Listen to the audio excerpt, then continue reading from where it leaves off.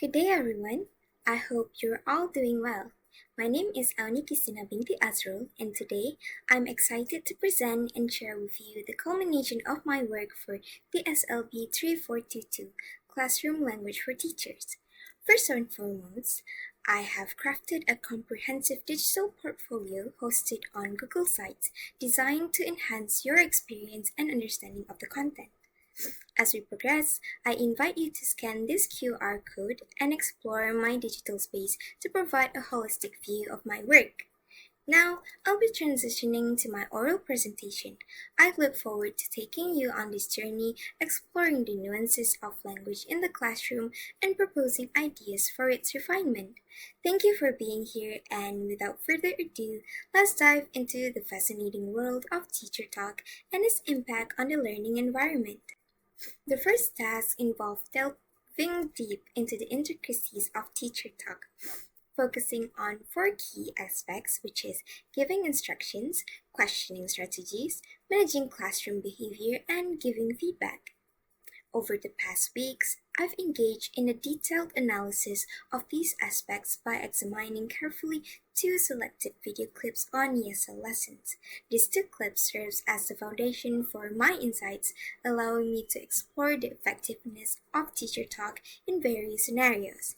In addition, I've prepared transcripts for each video clip to provide concrete evidence for my observations. To make the presentation engaging and visually appealing, I've opted for the creative format of digital sketch notes posted on the site, and I will be presenting the content orally. First and foremost, we will look at the point of giving instruction. The general meaning of giving instruction is basically the communication process where the teacher conveys information or guidance to students on what they should do, how they should do it, and when they should do it. Why is it effective? Based on the video that I've chosen, it is clarity and conciseness. So, clarity and conciseness is very important, and the teacher talk in the videos is effective because there is clarity and conciseness, as it eliminates any ambiguity.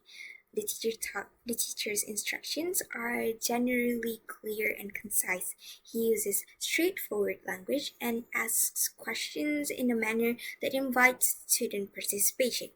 Teacher Matt's instructions are very easy to follow. For instance, he often uses short phrases and questions such as touch this or how does it feel? These clear and concise instructions make it easy for students to understand what is expected of them. The second of all is repetition.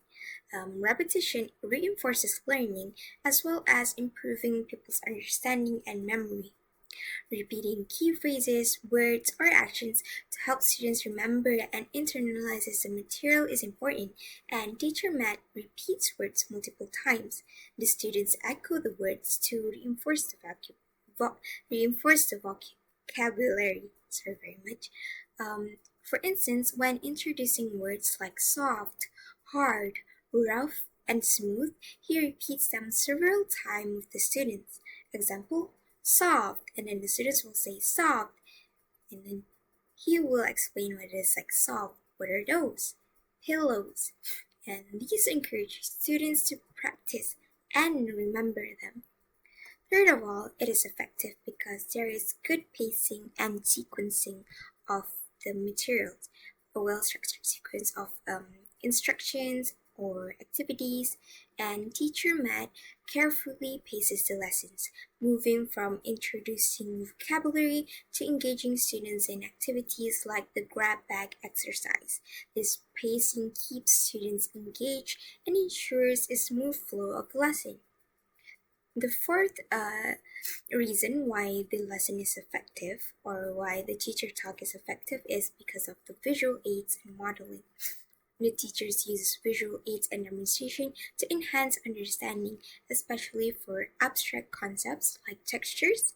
For example, he said, when you're finished, sit nicely. Good. Soft. And then he demonstrates the action for soft. And then he asks his students, what is a good action for soft? and he reminds the student that he has taught them that action itself during grade 2. Teacher Matt also connects abstract concepts to real-life examples, making the learning experience more relatable and practical for students. This can aid in comprehension and retention. For example, he says, "Your ruler is rubbery. Be careful with the rubber stuff as it will break. What are these?" And he shows them a rubber band, and he explains that it is a rubber band. Although Teacher Matt has an effective way of using the giving instruction aspects, there are also several suggestions for improvement that I have carefully thought out. The first one is I suggest him to be more patient. Patience is a crucial trait when giving instructions, and we should recognize that different students learn at different paces, and some may require additional time to grasp the information. So I believe that it is important to avoid rushing through instructions and be willing to provide clarification or repetition when needed. Second of all, we should vary instructional methods. For example, people have second of all, I suggest to vary instructional methods. People have diverse learning styles, and using a variety of instructional methods cater to these differences. Some students may grasp concepts better through visual aids, while others may prefer hands-on activities or discussions. So I believe we should incorporate visual aids like diagrams, charts, or videos. We should utilize interactive activities and group discussions. We should experiment with real-world examples to make concepts relatable. And third of all, I believe that we should limit unnecessary repetition. So while repetition can reinforce learning, excessive repetition of the same information may lead to disengagement. We should strive for balance, ensuring that repetition is purposeful and serves to reinforce key concepts. For example, we should identify key points that benefit from repetition, use varied examples or scenarios to repeat information, and be mindful not to sound monotonous, which can lead to decreased attention. And finally, I suggest to ensure that students understand. Checking for comprehension is vital to confirm that students have grasped the information. This involves more than mere repetition. It includes assessing understanding through questions, discussions, or activities that require application of the instructions. For example, we should pose questions to gauge comprehension, use formative assessments or quizzes, and as well encourage peer-to-peer discussion to explain these concepts. And so by implementing this suggestion, I believe a more inclusive and effective instructional environment could be produced, fostering better understanding and engagement among the students. The next point, the next aspect of teacher talk that we'll be talking about is questioning strategies. Questioning strategies is in the context of teacher language basically refers to the intentional and purposeful use of questions by a teacher to facilitate learning and engagement in the classroom. So why is teachers' math question strategies effective? So first of all, there's initial engagement. The teacher employs open-ended questions throughout the transcript to encourage students to express themselves freely. For example, when asking about how the students feel, the teacher doesn't just ask for simple response. Instead, he prompts them to elaborate by saying, "How do you feel today?" You should say, "I feel today, so I want to." This encourages the students to use complete sentences and share more about their thoughts and emotions. The open-ended questions also follow a variety of responses, fostering individual expressions. So, for example, questions like "How do you feel today?" engage students and encourage them to express themselves. Second of all, it is effective because there's open-ended questions. These open-ended questions require more than a simple yes or no response. They encourage students to express their thought, elaborate on their ideas, and think critically. The teacher employs open-ended questions throughout the lesson to encourage students to express themselves freely. For example, when asking about how the students feel, the teacher doesn't just ask for a simple response. Instead, he prompts them to elaborate by saying, "How do you feel today?" You should feel something today, so I want to something. This encourages the students to use complete sentences and share more about their thoughts and emotions. The open-ended questions also allow for a variety of responses and foster individual expressions. Third of all, it is effective because there's language practice. The teacher incorporates language practice seamlessly into the conversation. After the initial engagement, the teacher guides the student in saying the date, reinforcing vocabulary and sentence structure. The repetition of days, months, and years serves as a language practice exercise, helping students become more comfortable and confident with the English language. Additionally, when discussing feelings, the teacher encourages the students to express themselves using phrases like, "I feel hungry today, so I want to eat a hamburger." This not only reinforces language skills, but also connects language learning to real life situations. And the final thing that makes teachers' math questioning strategies very effective is vocabulary building. The teacher introduces and reinforces vocabulary related to emotions, food, and textures. This aids in expanding the students' vocabulary and ensures they can communicate effectively on various topics. For example, teacher Matt says, "How do you feel today?"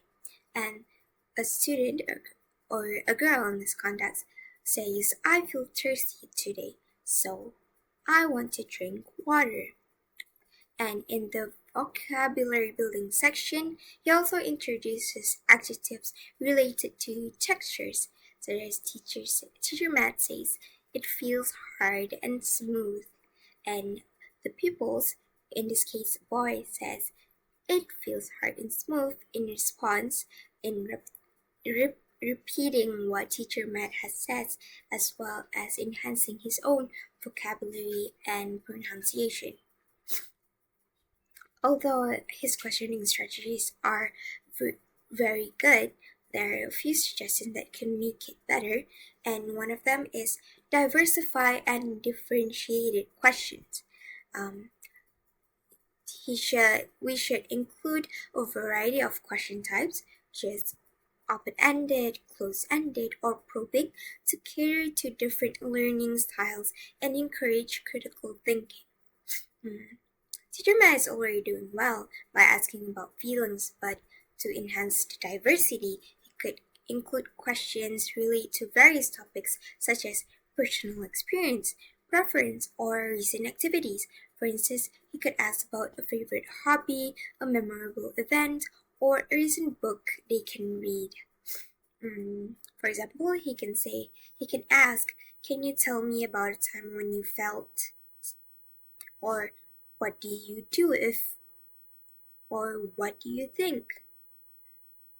Second of all, I suggest for wait time, which is allowing sufficient time after posing a question to give students a chance to think and respond, as this can lead to a more thoughtful and elaborate answers.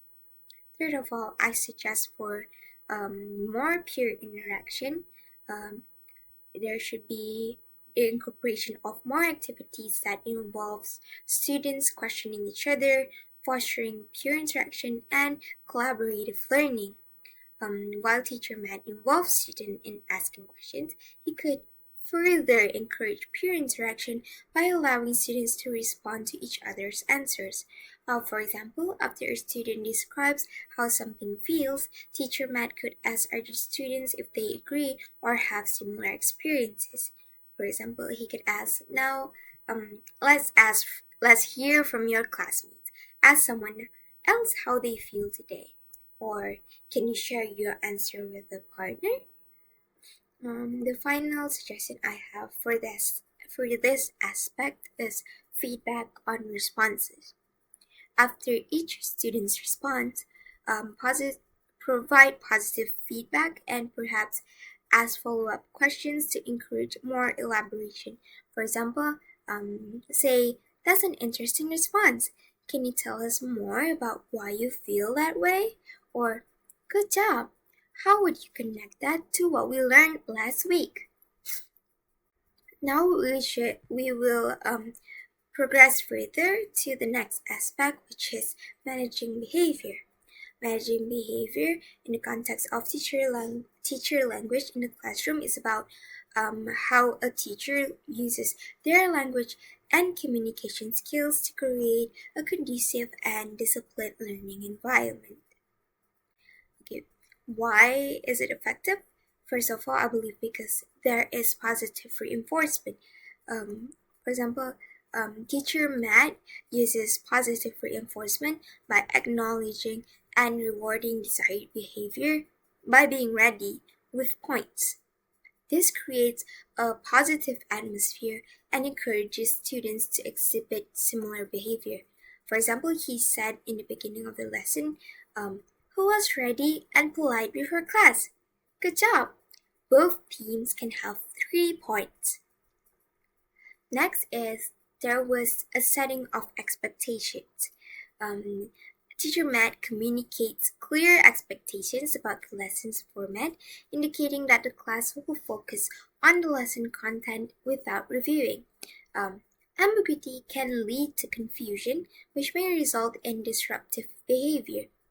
Setting expectations help in managing students' behavior by providing structure and clarity. Teacher Matt also consistently applies the classroom rules and consequences, and consistency helps students understand expectations, making it easier for them to regulate their behavior. For example, he said in the beginning of the lesson also said, "Today we are not going to review because this lesson is very long." Okay, so let's go straight to the lesson. Next, he uses gamification, or he uses a variety of instructional strategies to cater to different learning styles. This can help address boredom or frustrations, reducing the likelihood of disruptive behavior by involving students in the learning process and checking their understanding through educational games. Teacher Matt keeps them engaged in the learning process. This proactive approach helps prevent disruptive behavior as students are actively participating in the lesson. And the final reason as why I think it's effective is because it encourages respectful communication. So teacher Matt says, "If you want to say, please raise your hand." Okay, thank you. In this way, teacher Matt reinforces the importance of raising hands before speaking, promotes respectful communication in the classroom. This helps in preventing disruptions and ensure that students communicate in an orderly manner. So, in summary, like teacher Matt's teacher talk is effective in managing behavior. However, I believe there are some more suggestions that can make it better, which is having classroom routines.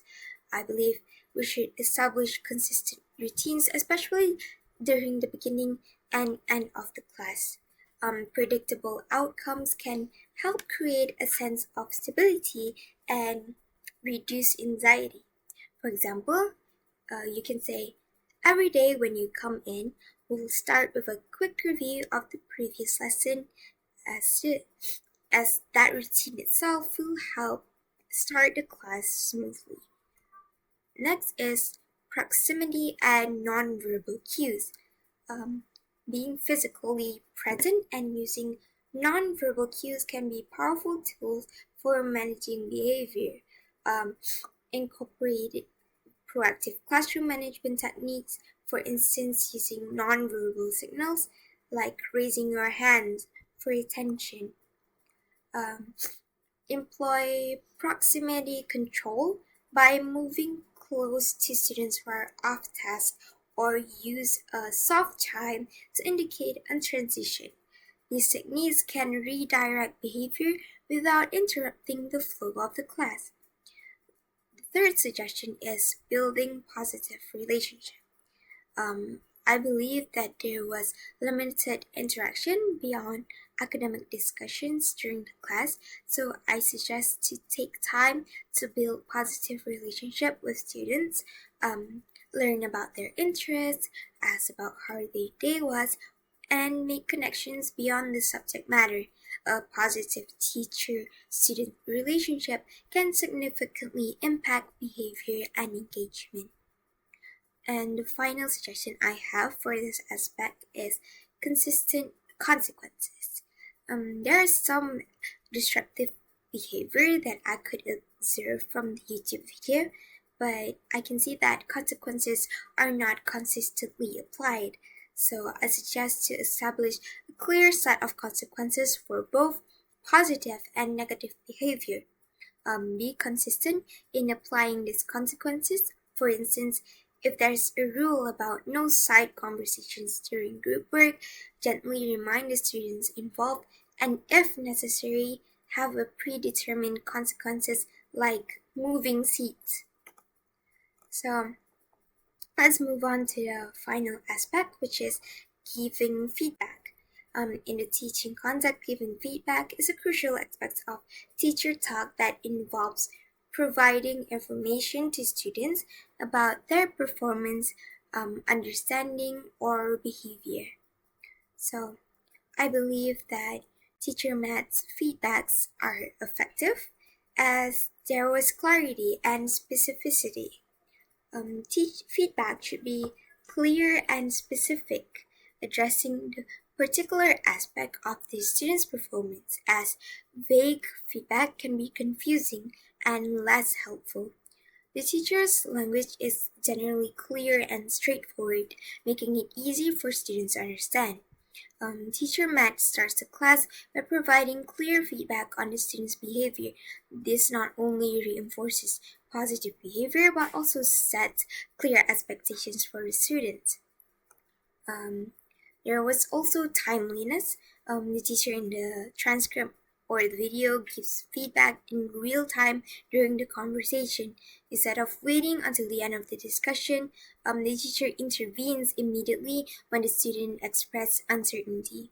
This timely feedback allows for on-the-spot correction and clarification, preventing the reinforcement of misconceptions. Timely feedback is crucial for effective learning, as it helps students make immediate connections between their actions and the correct understanding. Delayed feedback may result in a disconnect between the task and the feedback, making it less effective. Third of all, there's also positive reinforcement. Positive feedback is important for motivation and building confidence.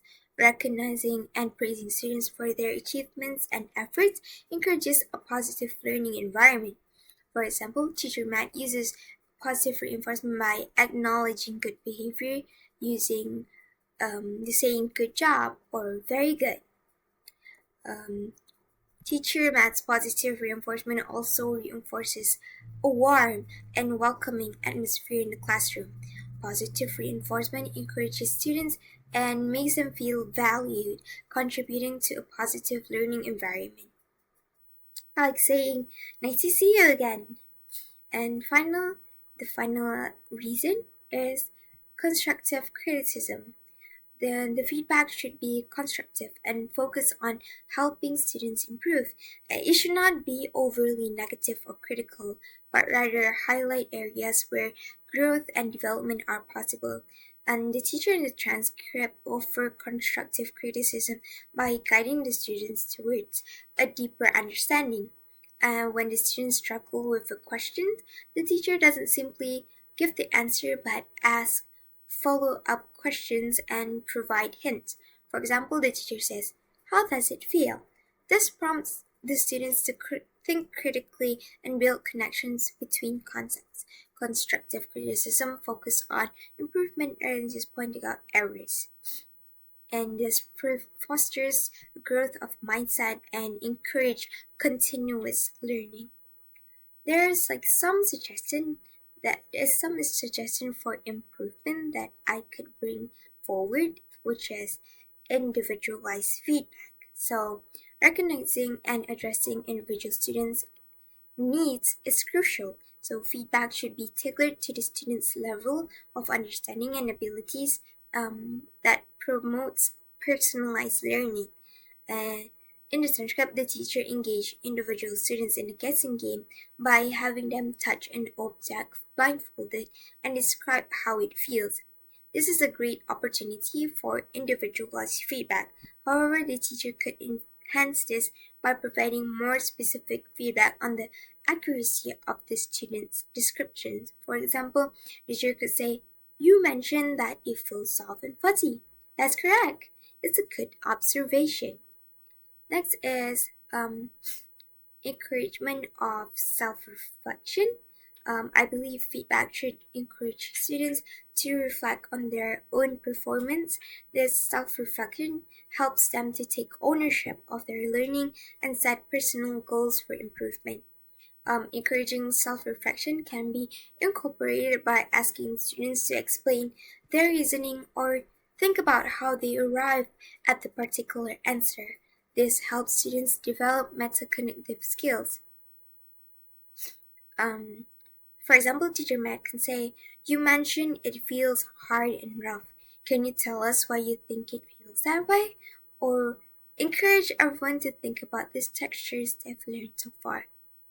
Next is having varied forms. Feedback can take various forms, including verbal, written, or visual feedback. Using a variety of feedback methods accommodates different learning styles and preferences. The teacher uses a variety of instructional methods, such as asking questions. To enhance this, the teacher could also introduce more open-ended questions that require critical thinking, like, "Can anyone think of any other object in our daily lives that have a combination of textures, like being both hard and smooth or soft and prickly?"